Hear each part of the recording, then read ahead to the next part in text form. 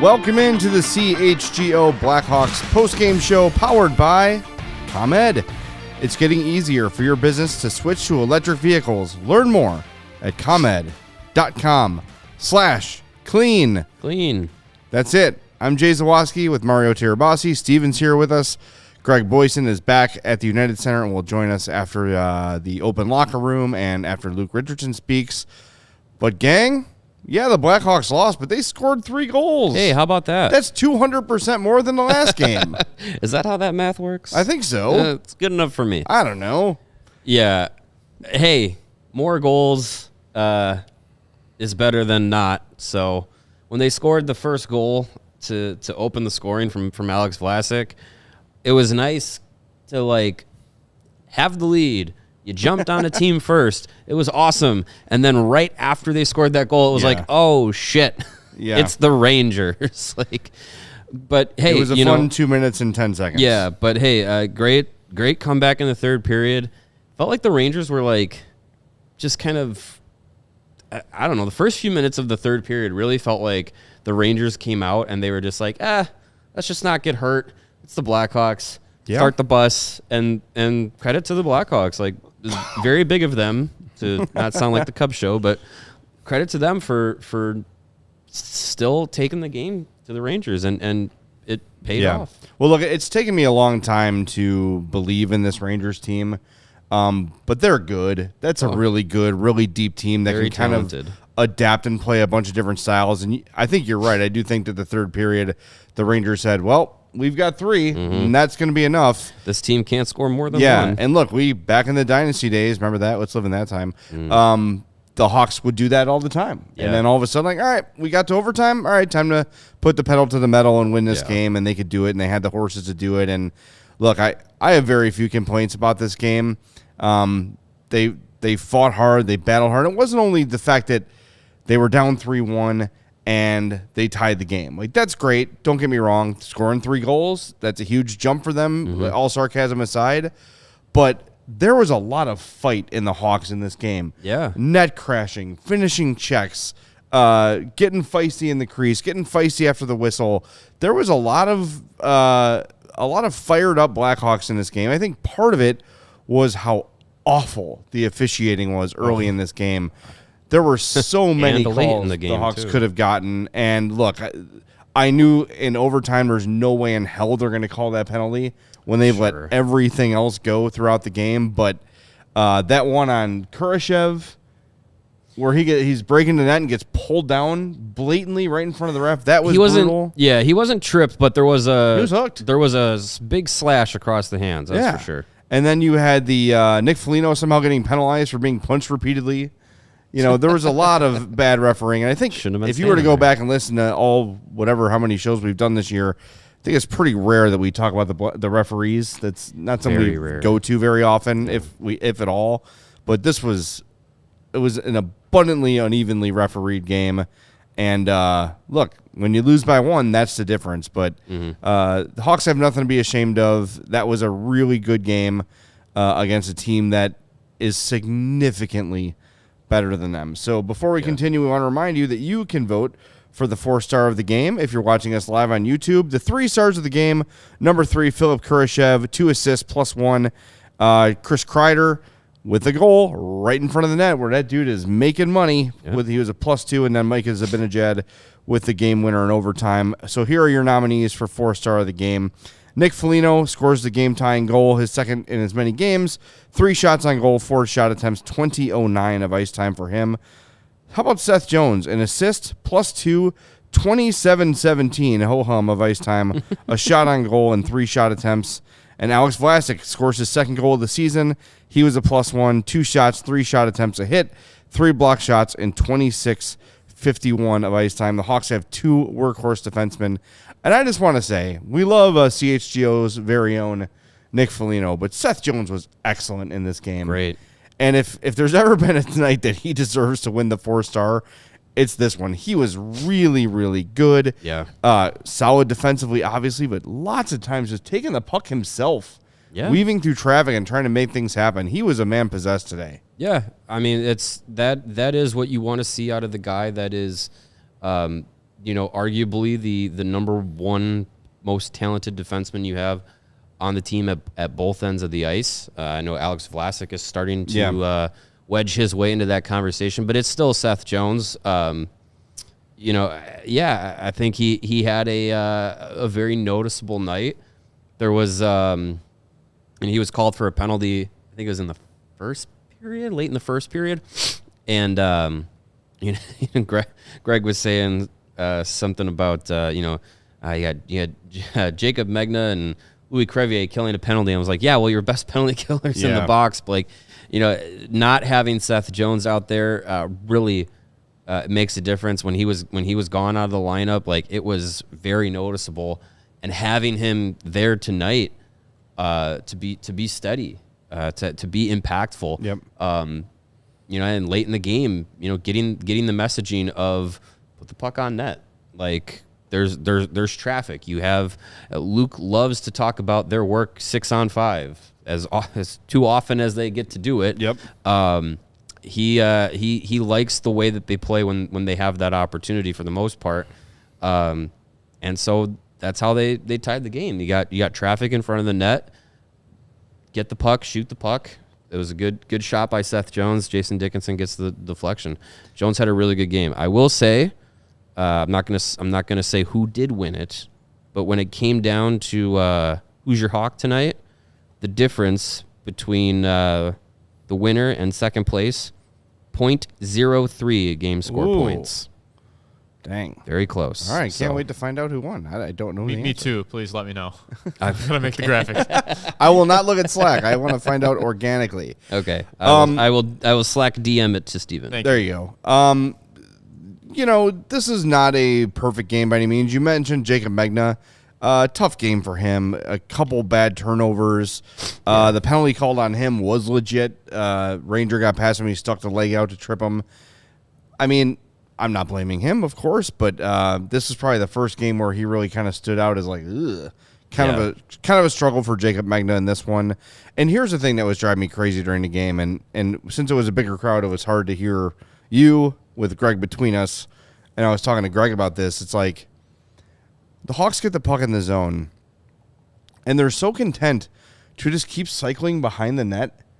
We talked about this last game too, where if they don't have a play, they throw it behind the net, and then they kind of skate around behind the net, and they try to cycle and change hands, and then it almost inevitably it just gets turned over and it leaves the zone. Mm-hmm. And I'm not saying that every time they have possession they should be shooting, but there were several opportunities where, hey, just throw it towards the net. You don't know what's going to happen. There's some traffic. There's some guys in front.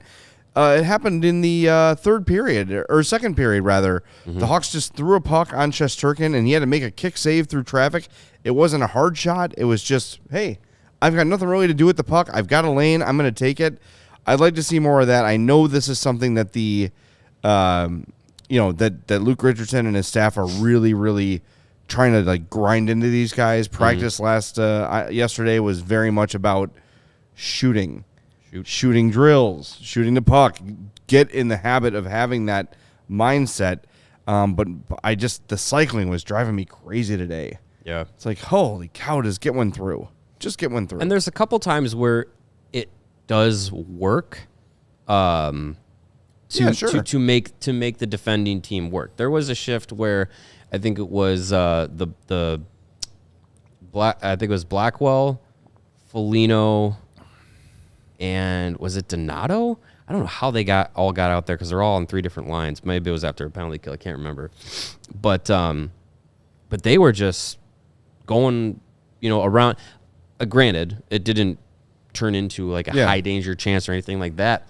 But it was an extended period of time of possession. They were playing close around the net. Maybe maybe got a shot or two on Shesterkin, and something we don't see too often with this team are those long, sustained possessions in the offensive zone. And yeah, they might not turn into goals all the time, but sometimes just wearing down, forcing the the five guys on the ice against you to have to have a shift where you're out there for a minute and a half, 2 minutes, and you're forced to defend. That is a small victory in the grand scheme of the game. So it's good when you have that opportunity to have those kinds of possessions, but you always want them ending up in a quality scoring chance. And I think as much as we hammer this team for you just need to shoot when you have the opportunity to, they're still wired to have that hockey sense of well, it's a bad angle, so let me try and extend this play and see if I can get a better opportunity. And that I'm fine with.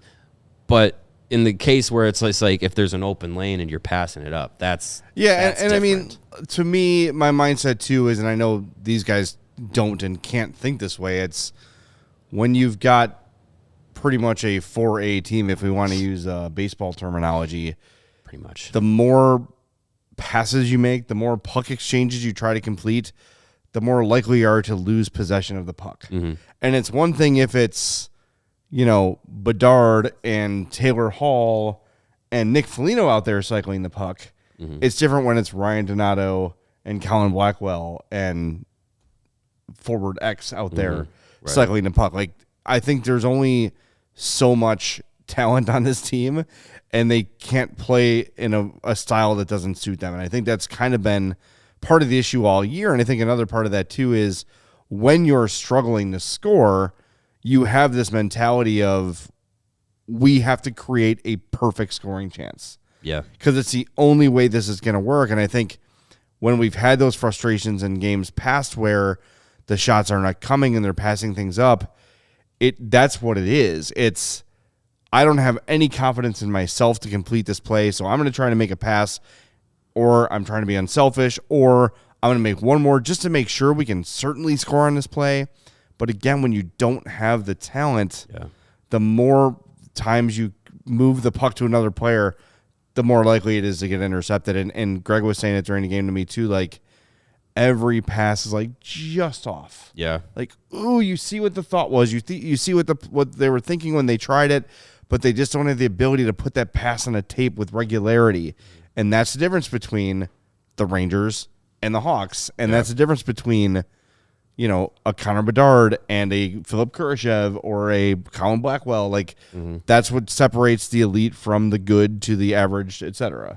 Yeah, I think when you with this Blackhawks team right now, quantity over quality is going to actually benefit you more often than not, where, you might make 6 passes to try and set up one good shot on goal, but it's a higher chance that that's going to be saved than score most often. Whereas you have an opportunity to pepper 4 or 5, 6 shots on goal in a short period of time, the higher likelihood you're going to get a rebound or a deflection or, be able to score a goal in that sense.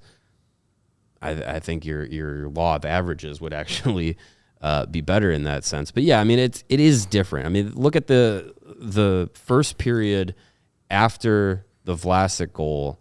It was just a clinic the Rangers were putting on. They woke up. They were just oh shit, we're losing.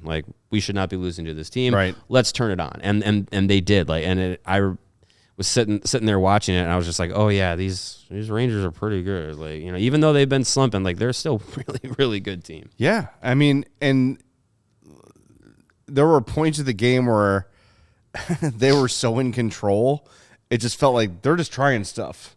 Yeah, right. The Rangers are just out there let's experiment. We've got this team out here. It was like when the varsity used to play the sophomores in football, right? Right, yeah. We're going to try some things and see how it goes. Yeah.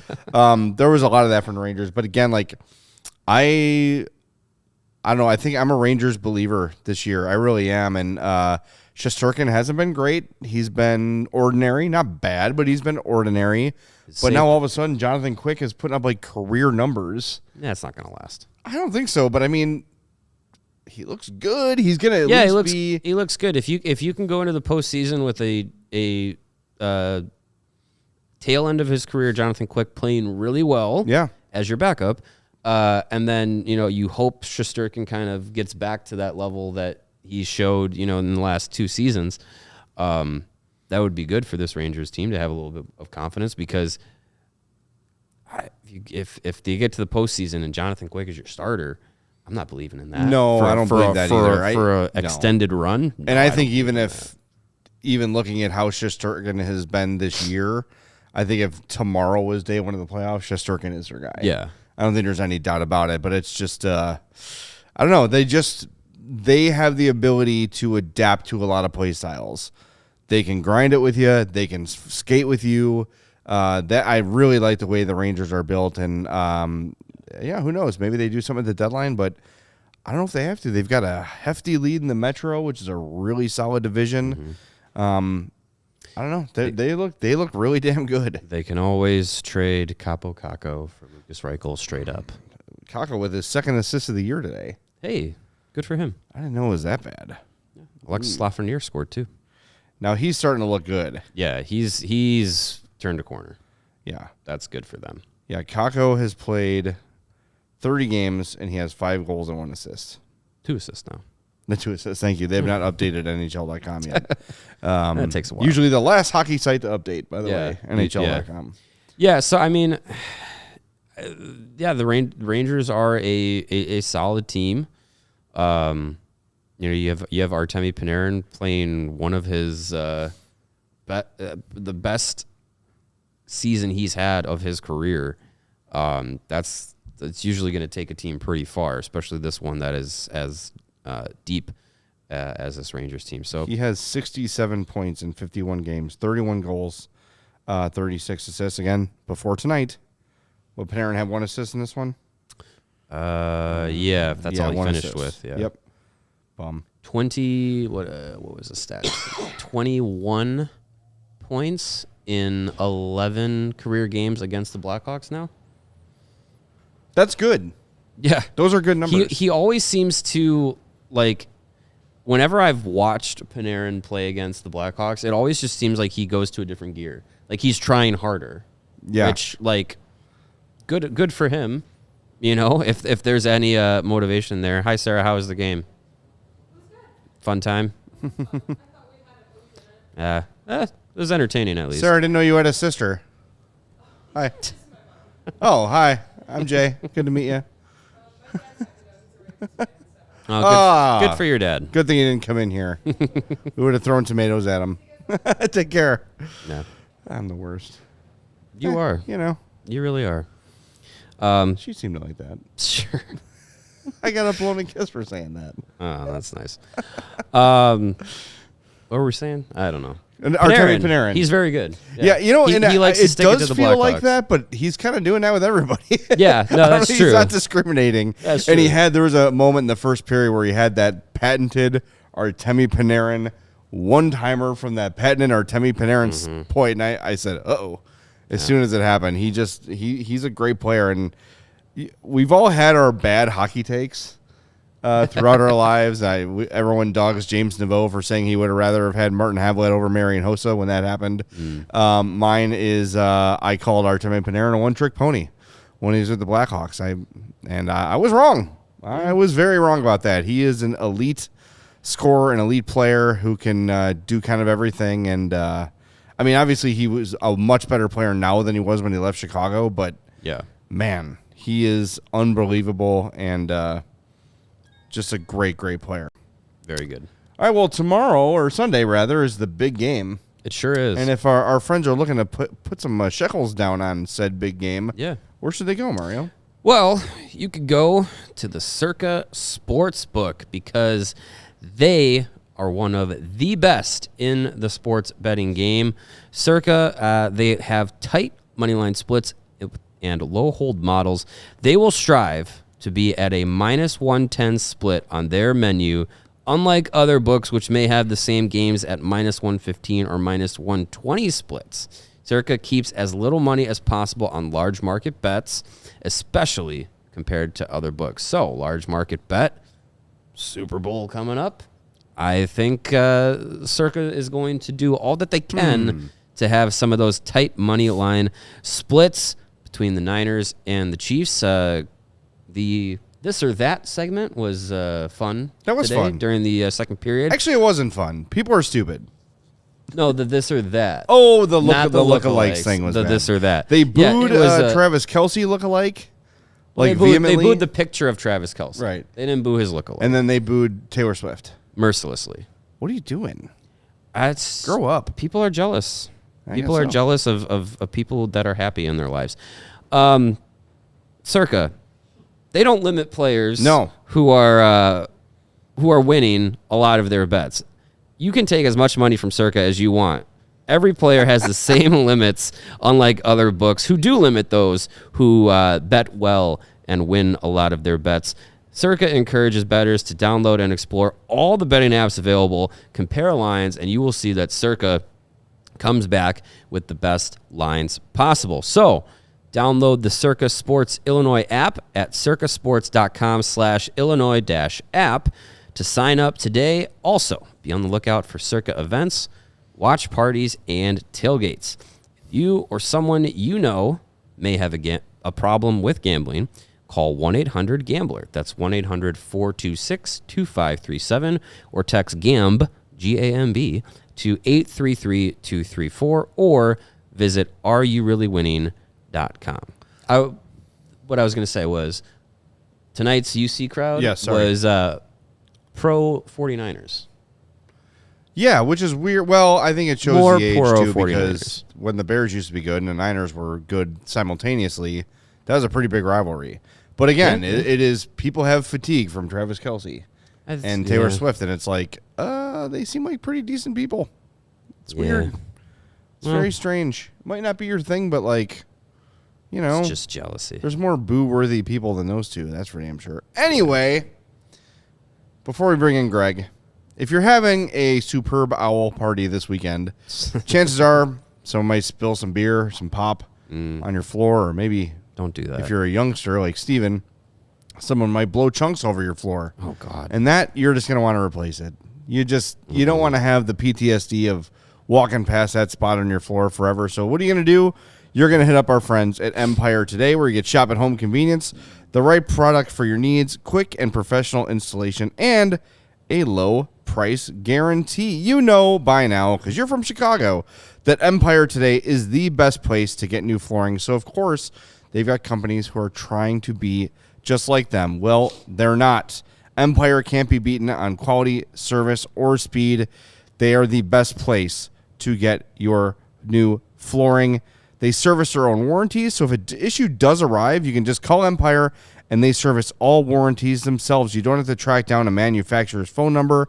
Everything is done right through our friends at Empire today. And as you are selecting your new floors, open up that virtual floor designer Empire today has and take a look at how any new floor will look in any space in your house. So your kitchen, your bathroom, maybe even your garage or your basement.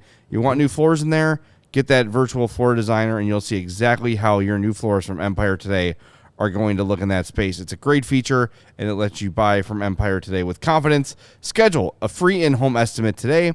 All listeners can receive $350 off when they use the promo code CHGO.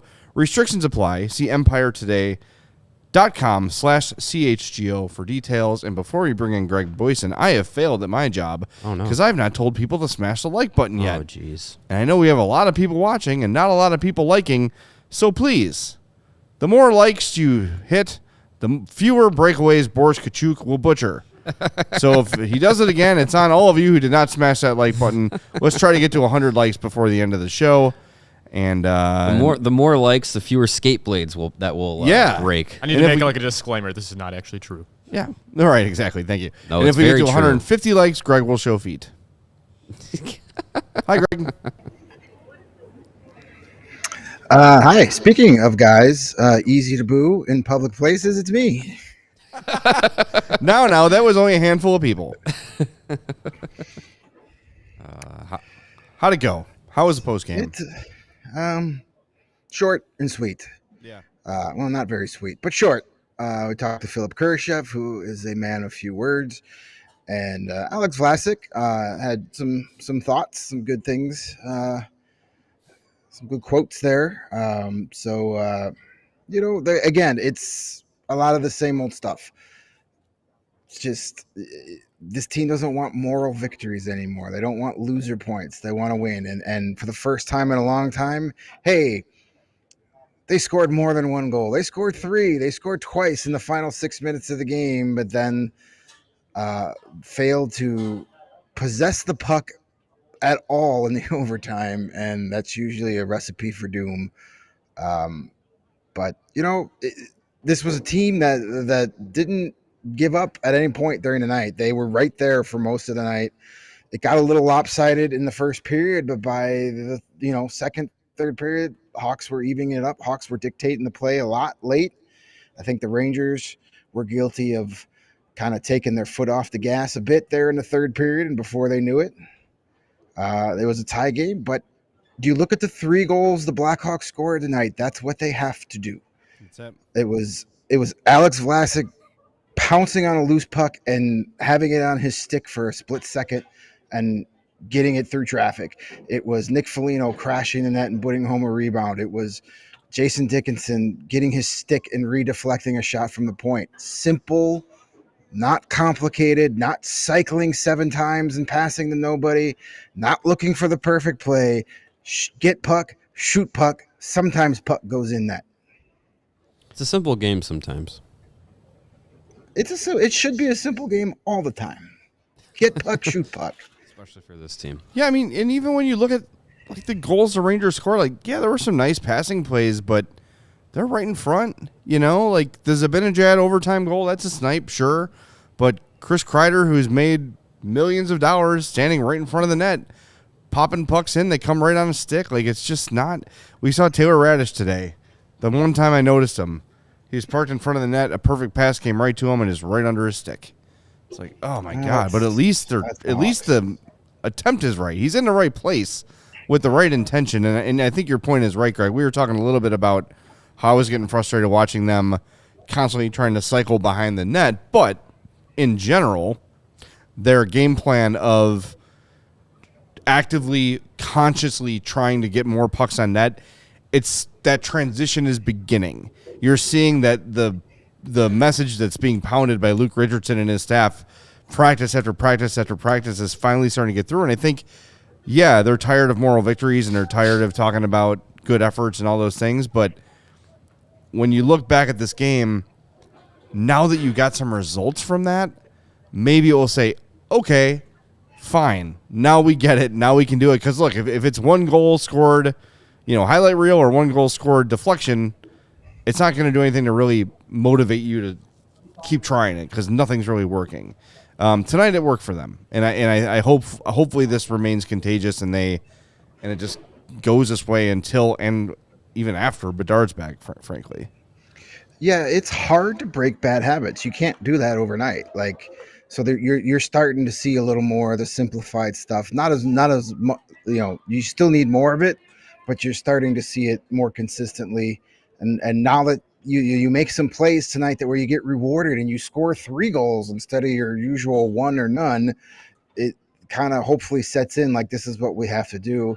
And you mentioned Radish. I actually thought this was one of Radish's better games of the season. He's off the quote top line. So he's facing, lesser def. I know he had 3 shots on goal, a couple more shot attempts. His line at 5-on-5 was Entwistle, Kachuk, and Radish. They had almost a 65% Corsi percentage. They had 9 shot attempts, 4 to 5 against, so they were effective. And something about Kachuk and Radish when they're together, be it on the power play or on the 5-on-5, things happen. It's not always good, but it stings. Yeah, it's in the Kachuk again. all respect to him. Like, he's doing everything he can except scoring. And we saw that the goal they gave up where his skate blade went flying off, and Isaac Phillips has to push him back over to the bench, and Isaac Phillips gets caught, and the Rangers score, which just is a perfect summary of this season. Just comical. But man, like, the hockey gods are just shitting on Boris Kachuk. Yeah. Like, it's my rough. God. I asked Luke about Boris in the post game, and I said, he's definitely a high event player because every time he's on the ice, something is happening. Something happens. And like what has changed since he came back from Rockford? And he said that first he said that he didn't think Boris protected the puck as well tonight as he had in the past, so he had to get the criticism in there. But he said he's got all the tools to be a good player. He's got speed, he's got size. He just can't seem to get it all to work at the same time in his favor and get that finish. But he's getting the chances, and hopefully it's just a matter of time before he starts cashing in on those chances. Somebody in the chat compared him to Victor Stahlberg or John Hayden, where you look at the tools and it's like, well, yeah, like I think John Hayden is actually pretty decent. John Hayden was a bigger guy who like looked the part but just could not put puck in net. And that, I mean, look, we're using a lot of baseball analogies today, but there's a lot of guys that can hit fastballs, but if you can't hit a curveball, you're not going to make it, right? Yeah. And Kachuk is that kind of a guy where, yeah, he's, I would say, above average speed, decent size, decent shot, but just fails to put the puck in the net, and that's what the game is. Yeah, the bottom line at the end of the day is if you can't score, you probably don't stick around very long. So just like in baseball, if you don't hit, you usually don't stick around in the big leagues. So, but it's just, I thought we were going to have the same game that we've seen so many times where the Blackhawks score first and then lose 3-1, but credit to them for sticking it out. Nick Foligno scoring a Nick Foligno goal, that's back-to-back games with goals for him. Jason Dickinson, now it took him a month, but Connor Bedard no longer leads the team in goals. Jason Dickinson passed him up with that goal. So, Bedard's going to be itching to come back and reclaim that top spot. And he'll probably do that within his first 2 periods that he's back in the lineup. But, they got rewarded. They didn't get the final, they didn't get the extra point. But this is definitely a game you can build on. If you can bottle up the first 6 minutes of the game and the last 6 minutes of the game and figure out how to do that the whole game, you should be okay. Yeah. Well, you sent in. I know you sent in Luke. You sent in Vlasic. I sent in Vlasic. Luke, for whatever reason, it keeps failing on my end. So blame technology. But I think we got it, didn't we? It's loading on Twitter. We have Vlasic ready though. Oh, okay. Vlasic's good. Vlasic is quick, and he had some good thoughts. Luke is getting put up on the CHGO Blackhawks Twitter account, so you can head over there to see his post game. And make sure you're following when you get over there, too, if you haven't already. All right, let's fire up Alex Vlasic and put some final thoughts and let Greg go home. Be able to get a point out of this one and get a few goals. Is it a step in the right direction? Yeah, for sure. I mean, I think we battled back pretty well there. They're obviously one of the better teams in the league, and to kind of get that second and third goal, it's good for us. I mean, we've been struggling to even put up one sometimes, so yeah, like you said, step in the right direction for sure. Just gotta, execute there. And over time, I think I kind of take a little bit of the blame on myself for that last goal there. But yeah, I mean, 3 really skilled players coming down on a 3-on-2. It's tough to make those decisions. When it's hard to score without Connor, do you try to chip in more offensively like you did on your first one tonight? For sure, yeah. I mean, I think I've been trying to work on my shot quite a bit this year. I feel like I've gotten quite a few chances that I haven't been able to capitalize on, and that's kind of an area in the second half here that I'm trying to get a little bit better at and contribute, like you said, offensively. You guys were down 3-1, and I think you reeled off like 9 or 10 straight shots in the third period. It seemed like it might have been a done deal, but you brought yourself back for a point. Yeah, it's nice to see. I think we got to kind of find a way to play like that right from the start, and no matter what the score is, I think when we get down a couple goals, we take a few more risks, and sometimes those pay off, and we play a little bit more on our toes, and that's what we got to do the whole game, in my opinion. I think that's the first time you've scored with the extra attacker with the goalie pulled at the end too. Is that some proof of concept there finally? Yeah, I mean, I don't know how many 6-on-5s we've had. I can't really seem to get it done. And yeah, just simple plays like that. I think we got to be just putting pucks to the net. Dickey had a great tip in front with a great net front presence. And a lot of teams, when you watch them play, they kind of do that same thing, is just funneling pucks to the net. And yeah, we were fortunate enough to come back and keep the extra point going. Is it tough in a game like that to live the learning curve of knowing when to push and knowing when to kind of hold back as a defenseman with so many young defensemen in the lineup here? Yeah, I mean, I think you got to know who you're dealing with on the other team as well. You got those top two lines over there, Panarin and Zibanejad. They got some of the most poise, I think, in the league. Fox as well on one of their goals. Just they're not necessarily moving their feet, but they're just going to wait you off and kind of wait for you to make the first mistake. And yeah, it's cool to be able to play against them and learn from your mistakes, like you said, against some of the better players, the smarter players in the league. Thank you. That is Alex Vlasic, soon to be multimillionaire. Kid's been playing awesome, man, and you could see that he is, as the years gone on, he's been a lot more kind of around in the locker room, talking to people, and really like taking that leadership role on the ice. Now he's not like a Foligno where he's going to be chirping all the time and getting in people's ears, but just that kind of quiet, stoic, lead by example guy. You could tell this team trusts him. Luke Richardson trusts him, and I mean, if you want to start checking boxes of who's going to be here when this team's great again, you got him and Bedard for sure. You could put that in Sharpie. Yeah, we were, Greg and I we took advantage of how beautiful of a day it was today in Chicago. And after the afternoon event at the UC, we walked back to the office and killed some time, and then walked back to the United Center. And on our way to walking into the United Center, there was some merchandise that you could purchase on the corner of Madison and Wood.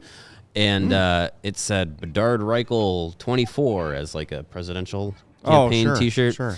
And we were like, you might need to change that. And I think Bedard Vlasic 24 would be a pretty good That would probably sell better on that T-shirt there. Yeah, I mean, a lot of activity in our chat tonight thinking about, Vlasic's potential contract extension and what it looks like. The longer the Blackhawks wait this season, the more that price is going up, because with every game he is getting better and more comfortable in his role in the NHL. Like, the Blackhawks really, I think, have a guy that is going to play in your top four, if not on your top pair, for a while here in the NHL. So, we've seen other contracts around the league with young defensemen locking guys in for longer term. I think if the Blackhawks, I think their best bet is to give him that long-term extension now. Do it now. Yep. And try and mimic what you did with the Duncan Keith deal back in the day, where very quickly it became one of the best valued contracts in the league. I'm not saying Vlasic is going to be Duncan Keith, but if you can get Vlasic at a lower number for a longer term now than, say, 2 or 3 years down the road, I think you're going to be able to maximize value there. But, hey, I don't make those decisions. The biggest cap hit that Duncan Keith had in his NHL career was 5.538. Yeah. Well, and Greg and I were talking about it today between morning skate and the game. Duncan Keith only signed 2 contracts in his career. Yeah. Because there was that pre-CBA, when you could just, it was a wild west of contracts. Yeah. But yeah, I mean, I think the best bet for the Blackhawks is to try and get him 7-8 year deal. I don't know, $6 million. Done. And I'd take that and run. Yeah. I'm very happy with that. Greg, how do you feel about? I think 8 years we're all happy with, but what about is 6 a little too rich for you, or does it seem about right? No, I mean, whatever it takes, get him here locked up as long as possible. Get the longest deal you can for him. It was funny today. The NHL.com projected the roster for Team USA for next year's 4-nation face-off, or whatever they're calling it. And I was a little like, oh, Seth Jones was left off the defenseman list. There are a couple guys on there where I was like, I would take Seth Jones over him. By the time that rolls around, you might be thinking Alex Vlasic deserves to be playing on that team. A defensive pair of Quinn Hughes and Alex Vlasic sounds pretty damn good to me. Yeah, I mean, I hope that the problem is it's not a problem, but I mean, the reason he's not getting any publicity is because he's not a point producer. And we talked to Corey Crawford yesterday. If you missed that, go back and check it out. And we were talking about unsung Blackhawks. And again, the first name he said was Nicholas Hjalmarsson. Yep. And that's a guy who everyone here knew how great Nicholas Hjalmarsson was. And during the playoffs, like maybe they would do a little feature about, hey, don't sleep on this guy. Yeah. But he was a star-level player. And Vlasic is right on that trajectory. And the fact that, like, you can't have and it's not just the Calder. It's the Selke. It's you just can't win a trophy without being a point producer anymore. Yeah. And it's frustrating. And there should be something for a stay-at-home defenseman because you're telling me that next year you wouldn't want him on the national team to be a stay-at-home, stalwart, physical, big, shot-blocking. I don't know. I hope that the league doesn't sleep on him because the team is so bad and he's not putting up points and all the focus is on Bedard. But maybe when Bedard comes back and the Hawks start getting a little more attention night after night, Vlasic can start taking advantage of that exposure a little bit because the dude has been probably the most consistent Hawk all year. Yeah, yes. From day one to now, I fail to think of a game where we say Alex Vlasic struggled in this game. There might be a moment or two or three where you said, he probably wants that one back. But overall, for the vast majority of the season, he has been rock solid and dependable. Yeah, for sure. And I've said for over a decade, there needs to be 2 defenseman awards. Give the Norris to the best actual defensive defenseman, and then give the Bobby Orr award to the defensive, your Erik Karlssons who score 100 points, but Vlasic has been great. And I don't care if he scores points. It's the points he prevents the other team from scoring that are more important than the points he's going to put up. That's where his value is. Yeah, he's been outstanding. All right, Greg, any other little nuggets you want to share before we let you go? Yeah, I just wanted to give a quick shout out. I was happy to see Philip Kurashev getting an assist on the Foligno goal. He was fantastic tonight. And, the Blackhawks aren't scoring, but he seems to be the one guy every night that's the most dangerous. He has looked so confident with the puck tonight. Like every time he had the puck on his stick, he was just gliding past guys, trying to make moves. Did they all work? No, but he had the confidence to try and create something. I think he's really taken it upon himself to be like, all right, Connor Bedard's not here. We need somebody to create something. I'm going to be that guy. And his confidence is growing. So I was happy that he got rewarded with a point on that second goal because he earned it. Yeah, he's been when we talk about most consistent Hawks, since he's been back too, he's been really, really good. And I'm glad that I don't know if he really bet on himself, but he was put in a position to show, kind of prove himself, and he's done it. So I'm very happy for him too. And while you're here, only Mario knows the winner of Who's Your Hawk. So, well, it ties in very well to our conversation about Alex Vlasic, because Alex Vlasic, God damn it, with a 2.34 game score, beat out Seth Jones with a 2.31 game score in the tiebreaker between myself and Greg in our picks. So that means 2 wins in a row for myself. Last night, Wednesday night, didn't have the ability to wear the helmet. Tonight, I do, and there's a very long hair on this. Well, we know that's not mine. Whoa. Could be one of my back hairs. Could be anyone's. Appreciate that. I haven't worn that in weeks. It can't be mine. It's been hiding. Well, it's definitely not Nick Foligno's. I know that for sure. Use it to cushion the screw. Sarah must have been wearing it. Sarah's been wearing the helmet in her free time. So that's your helmet winner. Congrats, I guess. Alex Vlasic, by the way. Like I said, Alex Vlasic's been overrated all year, and it's all smoke and mirrors. And, yeah. Alex Vlasic, by the way, of active Blackhawks players, 5th on the team for top average game score this season. Top 5 are Jason Dickinson, Joey Anderson, Nick Foligno, Connor Bedard, Alex Vlasic. I'm surprised he's that low, to be honest with you. I know that points and stuff factor into the game score. Yes. But he's just been awesome all year. I love him. If you're considering a Hawks jersey and you don't want to be the 7 millionth person with a Connor Bedard jersey, Vlasic might be a cool one to have. Yeah. They will be, I'm sure, very more abundant as this summer and into next season goes on. Yeah, I've debated changing my Panarin 72 jersey to a Vlasic, but I won't do it because it's a Adidas jersey, and I'm just too much of a jersey snob to be like, I can't wear a Vlasic Adidas jersey because he never wore one of those. So, it is what it is. Or no, it's not even Adidas. It might even be Reebok.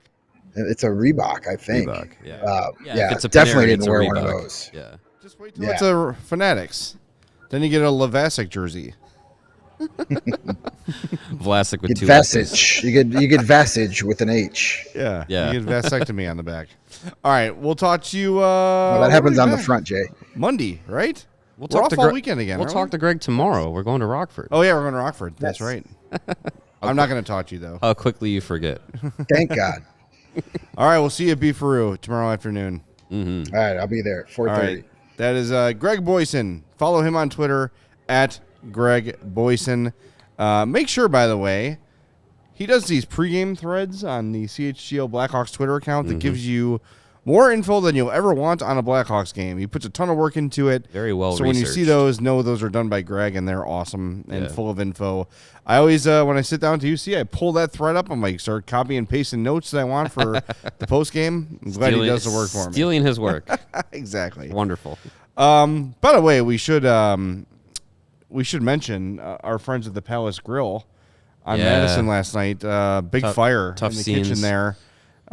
So hopefully, I'm confident that they've got things pretty well under control insurance wise, and that the Palace Grill is going to bounce back. But if you missed it, big fire there.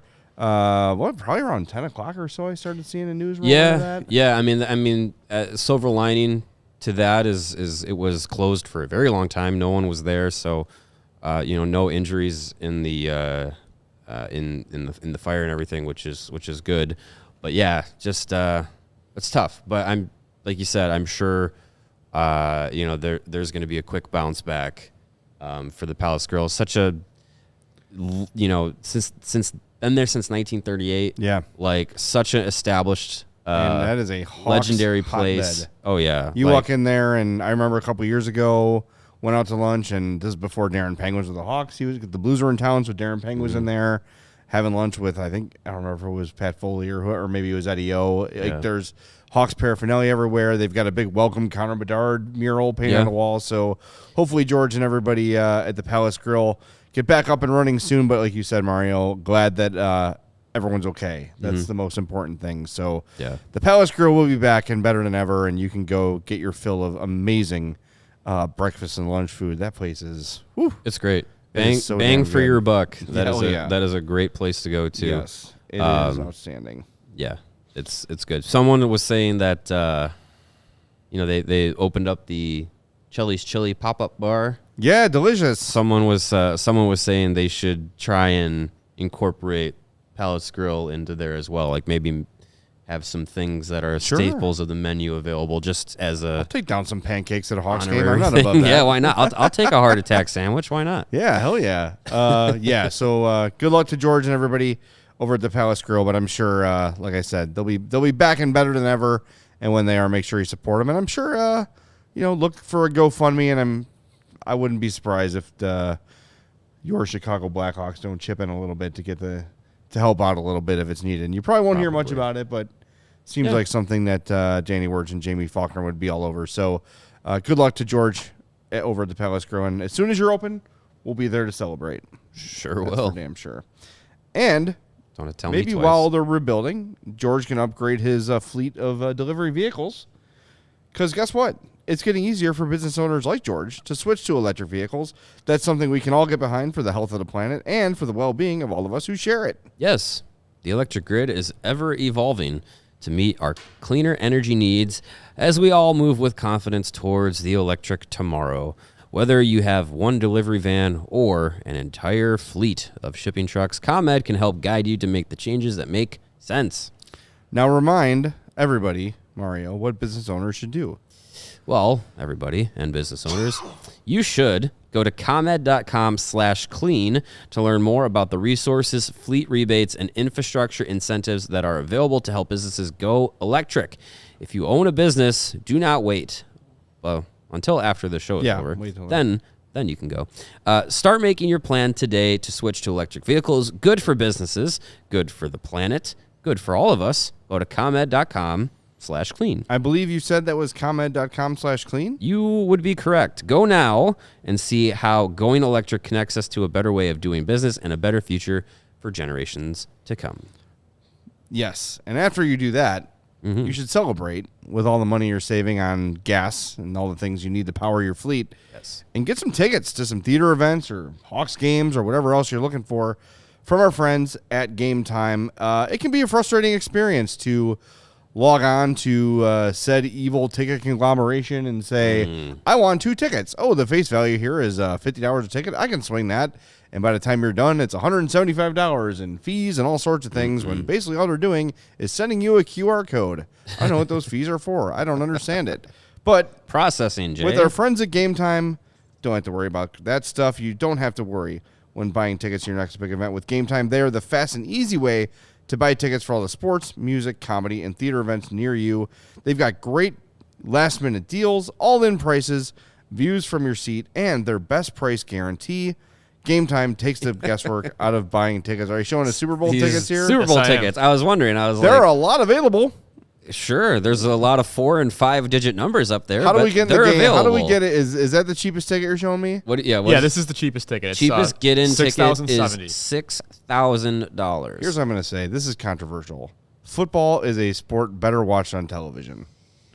You know, going to the Super Bowl would be quite the it'd be a cool experience. But for free. Going to, week 3 of the NFL of Bears-Panthers, I'll watch that at home. Yeah, it is a sport made for TV. So don't waste your money on that. The $20,000 ticket right there. Head over to Game Time and get yourself some Hawks tickets. Wait. I thought that was the view from your seat, and it's like scrolling overhead. I thought that was the view for a second. I was like, wow, you can sit on the Jumbotron. Threw me off too. Cool. That's one of the suites, I guess. Hey, why not? It's a $20,000 price tag. Can you imagine that if you watched a game from like the catwalk? Like in Calgary. No. Basically in Calgary. I'm good. Yeah. If we ever start traveling, I'm skipping the Calgary games. No, you got to go to Calgary. You got to do it at least once. Save some money, though. Use that promo code CHGO. We'll knock down that 5-figure. You sure would. So you'd save a ton. Yeah. Well, jump on Game Time. They've got the last-minute deals like we talked about. Easy to find and buy the tickets for every kind of event in your area and views from your seat like we mentioned, and that lowest price guarantee. You've got event cancellation protection and job loss protection. So if you scanned your butt on the company printer and you got busted, you get to say, here's what I did. Here's proof. Here's the picture. Can I please get my money back? And they'll say, sure, we're Game Time. We'll take care of you with that. Take the guesswork out of buying tickets with Game Time. Download the Game Time app. Create an account and use that code CHGO to save $20 off your $6,000 Super Bowl ticket. Terms apply. Again, create an account and redeem code CHGO for $20 off. Download Game Time today. Last minute tickets, lowest price, guaranteed. All right, we do not have 100 likes yet. We have 99 likes. No, that's 100. It's actually 100. It's always one more than it shows. Come on. Our friend BJD here in the chat says they are going to, scroll up a little bit, Steven, going to Hawks Avs via Game Time. Way to go. Hopefully you used our code and saved you some money. It really is now that the ad's over, I can speak organically like the ComEd read. Every read's organic. Yes, that really is a very awesome app. I love Game Time. It's so easy to use and it's wonderful. So use it them, and use that code CHGO. Use them many times. All right, we're over 100 likes. We love you for that. Nice. Where are we at on 4-star of the game? Are we ready to declare a winner? Yes, we do have a winner with 50% of the vote. And I'm going to spoil it here. We've been talking about it a lot today. It's Alex Vlasic. Alex Vlasic, wow. The Alex Vlasic show. Well, the goal helps. That's for damn sure. You know, if we don't talk about Connor Bedard or Lucas Reichel on this show, we usually don't talk about anybody else. But hey, Alex Vlasic earned it tonight. Yeah, he sure did. I mean, look, my stumping for Seth Jones is taking nothing away from Alex Vlasic. He was terrific. Yeah. And scoring that goal, and hopefully, like you sort of said, postgame, like trying to get in that offensive mindset a little bit more, which he'll do as his career goes on. I don't think he's going to be this low of a scorer his whole career. But it'll come around. He's been really, really good and deserving. Look, if you have a guy like him who's not a big point producer, paired with a guy like Seth Jones, who that opens his offensive game, that's fine. Live with that.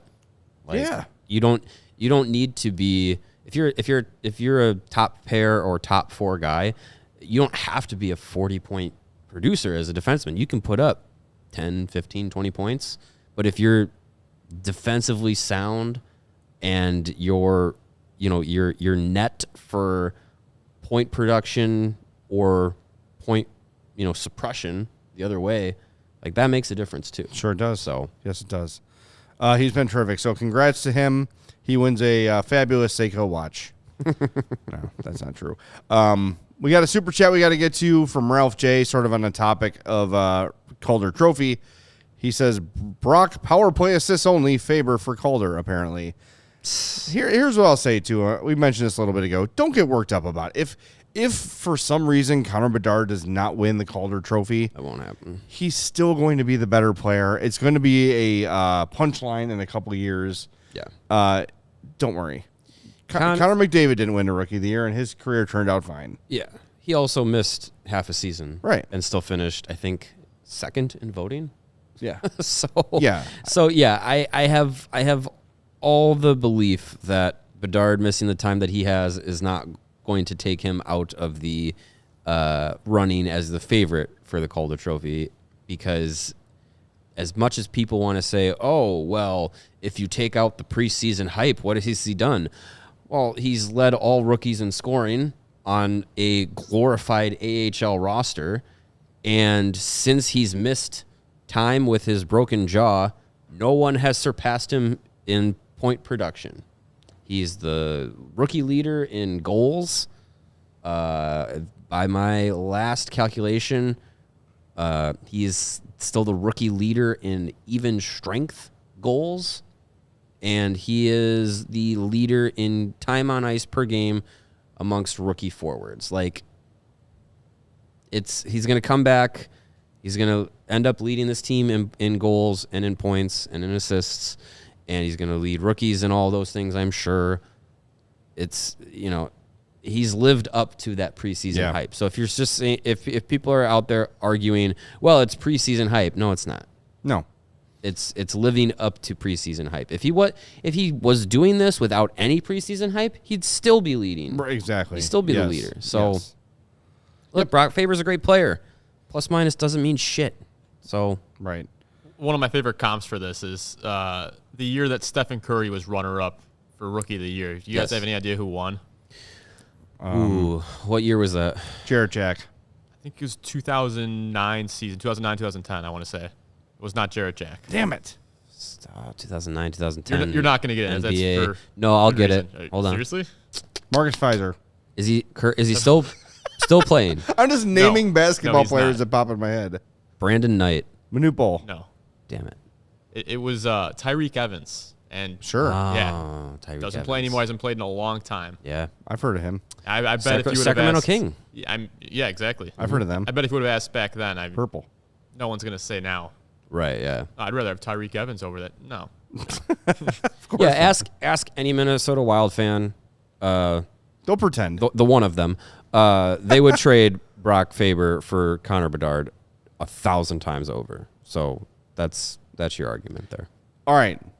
We're done with today's show. But first, there are still tickets available for tomorrow night's Corey Crawford retirement ceremony. Rockford Ice Hogs versus Chicago Wolves at the BMO Center. The puck drops at 7 o'clock.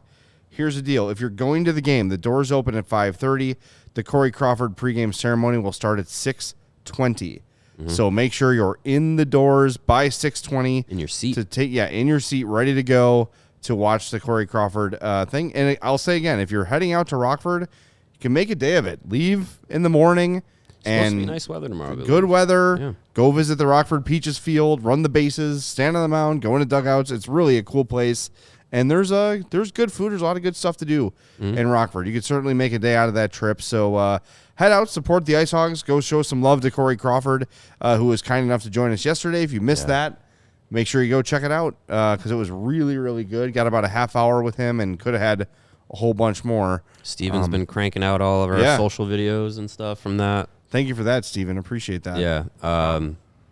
It was great talking with Corey. It's going to be nice to see him get that honor tomorrow with the Ice Hogs. And tickets are available. Sell out the BMO.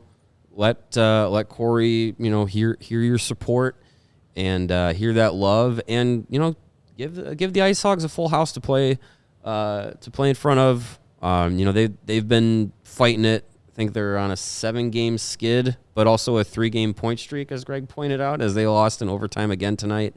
So they need the support to try and get out of that slump. So should be a good game. They're playing the Chicago Wolves, so there's a little in-state rivalry there. And, I'm looking forward to it. Yep, icehogs.com to get your tickets. And, hey, before we go, want to remind everybody to become a diehard at allchgo.com. Why should you become a diehard? Why should you fork over your hard-earned money to become a CHGO diehard? And I could see, hey, money's tight these days. This economy, you spend your money carefully. Well, here's why. You get a free shirt or hat upon sign up. So there's $35 right off the top, right? So that's about half the membership. Then you come to a tailgate or a takeover and you save 20% on that. So you go to an event, that's probably about the rest of it. It's money saved. And if you had been a diehard early this season, you'd have tickets to the Chris Chelios jersey retirement game. Yes. You'd be able to see Patrick Kane's potential return to Chicago. Yeah. And you would have saved 20% on that and probably gotten in the doors of the United Center cheaper than you would have to buy them right off the Blackhawks website or even Game Time. So becoming a diehard is a great value. You save 20% on all of our merch all the time at chgolocker.com. It is a great program. It helps us out big time. You get access to Greg and Mario's rebuild report and my Blackhawks beat, and a ton of great other written content from all the other beats in town. Yep. Adam Ho's got his weekly newsletter. There's tons of great stuff at allchgo.com. So become a diehard, support us, and we would greatly appreciate that. And like Luke says in the chat, you get a shiny membership card. Yeah, that's right. It's pretty fancy. Not accepted at most restaurants, but some restaurants. Sure. Yeah. You could try it. Yep. I need that disclaimer again. Not actually expected at restaurants. Not a guarantee. Yeah, absolutely. So become a diehard, join us, become part of the community here. We would love to see you around at our events and everything.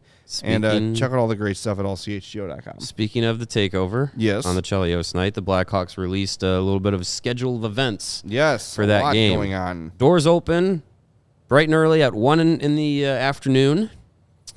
There is a panel with Chelios and friends at 2:15. That'll be hosted by one Pat Foley.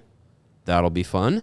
The and friends, Greg tried to get to the bottom of it with Chelios today. He was speaking at the Chili Bar pop-up and didn't reveal any names, but he did say that when he was inducted into the Hall of Fame, he had about 100 people that he invited, and he said this will be about 300 people that he invited. Yeah. So the party list for Chelios' night is going to be extensive. Honestly, I don't think you can have that kind of panel without guys like Ed Belfour and Jeremy Roenick and just the extensive list of the guys from the 90s that he played with. And it's going to be that's going to be a ton of fun.